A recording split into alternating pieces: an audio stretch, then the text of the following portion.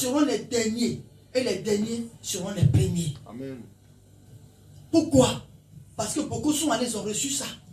Et après, ils ont rejeté. Mais les dernières personnes qui sont venues, ils ont reçu et ils ont été sauvés. Il y a des gens qui l'ont connu depuis qu'ils ont 5 ans. Et à 18 ans, ils se sont dit non, mes parents m'ont imposé. Et donc moi, je décide d'être bandit, je décide d'être mystique, je décide de ne pas croire. Mais certains sont nés, ils ont été bandits, ils ont volé, ils ont fumé, ils ont fait tout. Et à 40 ans, ils ont décidé de donner leur vie. Et peut-être 3 ans après, ils sont morts, mais ils ont été sauvés. Il y en a qui l'ont reçu même pendant les 3 heures qui leur restaient pour mourir. Ils l'ont accepté et ils ont été sauvés. Amen. Donc personne ne maintient la décision de Dieu entre ses mains. Personne n'a été établi comme juge, comme juste. Parce que tu ne sais pas ton frère que tu condamnes. Tu ne sais même pas s'il va arriver avant toi qui le condamne. Ce que nous devons chercher, c'est de rechercher l'amour de Dieu et de prêcher la bonne nouvelle.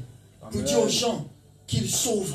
Parce que lorsque lui-même il est arrivé, il n'a pas regardé aux pécheurs que nous sommes pour nous sauver.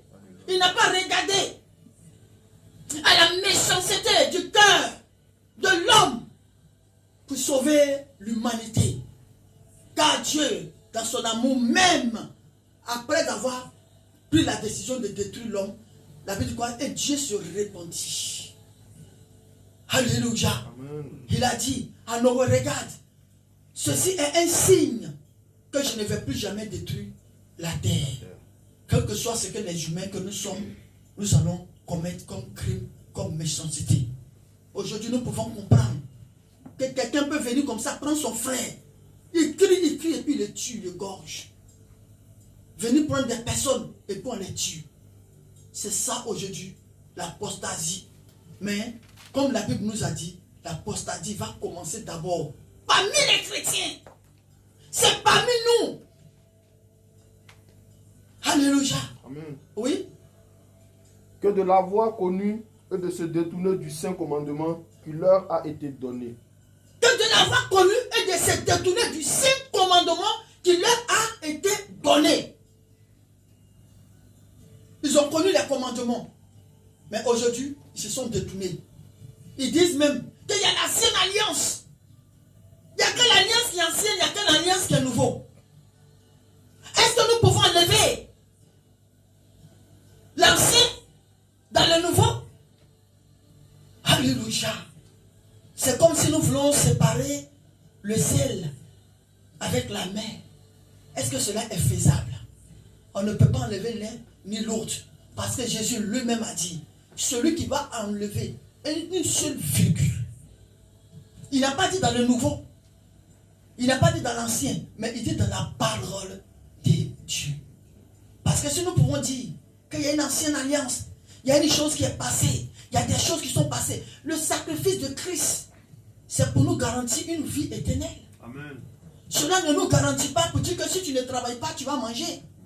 Cela ne nous garantit pas pour dire que je fais le mal, je vis comme je veux, puis je serai sauvé. Parce que j'ai dit Jésus-Christ. Le salut là, c'est un mérite. Voilà pourquoi il a même dit que le royaume pour mériter là, il dit c'est les violents qui s'en emparent. Donc frère, je suis venu te dire ce matin qu'il faut faire violence. Le mal est à ta porte, comme Dieu a dit à Abel avant de tuer son frère Caïn.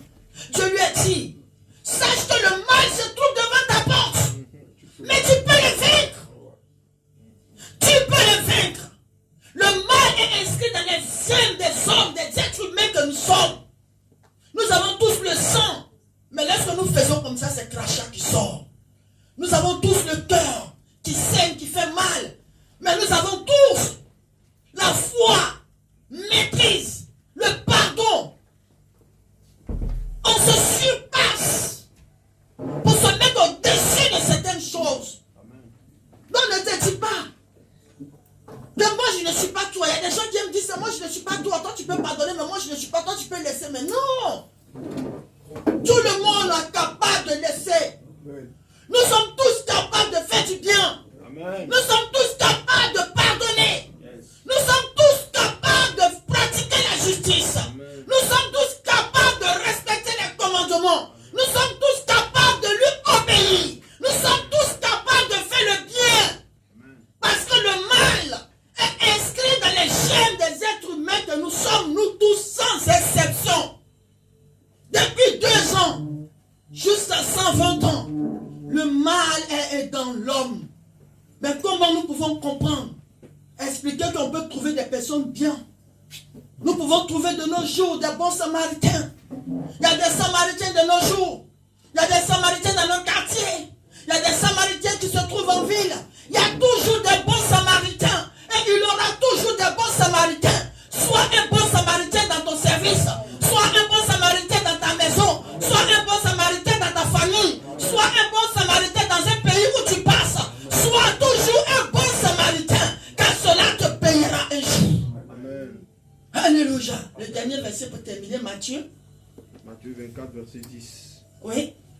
La Bible dit, Oui. et ce sera pour beaucoup une occasion de chute. Ça sera pour beaucoup une occasion de chute. Oui. Ils se trahiront, Ils se trahiront. se haïront les uns. C'est ce que nous sommes en train de vivre aujourd'hui. Comment nous pouvons comprendre qu'aujourd'hui des chrétiens, des enfants de Dieu se trahissent. Les enfants de Dieu se haïssent. Il y en a même qui disent comme ça, je le hais. Je la hais. Pourtant nous sommes enfants de Dieu. Pourtant nous avons un seul Père. Pourtant nous avons été rachetés par un seul sang. Pourtant nous avons été rachetés par son amour. Pourtant nous avons été payés dans le sang de Jésus. Pourtant c'est Jésus qui nous a tous péchés. Dans la même bête, dans le même filet. Il nous a tous rachetés par son sang qui sauve, par son sang qui lève, par son sang qui guérit. Nous avons été tous guéris par le sang de Jésus-Christ. Nous avons tous été rachetés par le sang de Jésus. Nous avons tous été rachetés par un seul nom. Il y a un seul nom qui est au-dessus de tous les noms. Il y a un seul nom qui est le nom le plus élevé. Il y a un seul nom qui est le nom le plus célèbre de la terre, le plus cité, le plus digne. Un nom qui sauve, un nom qui guérit, un nom qui restaure, un nom qui donne la vie, un nom qui donne l'affrontement, un nom qui donne la restauration. Alléluia. Est-ce que quelqu'un m'entend ce matin? Amen. La Bible dit qu'il est Seigneur. La Bible dit qu'il est le chien. La Bible dit qu'il est le véritable. La Bible dit qu'il est le Seigneur. La Bible dit qu'on ne peut pas allumer une lampe et le mettre sous le boisseau. On le met sous le chandelier. Où est ta lampe? Chrétien, aujourd'hui, où est ta lampe? Où est la lampe? Quelle est la lampe que tu déposes sur ton chandelier? Quelle est la lampe de justice qui est assise, qui est déposée aujourd'hui sur le chandelier des enfants de Dieu que nous sommes? Ayons la lampe de la justice. Ayons la lampe de l'amour.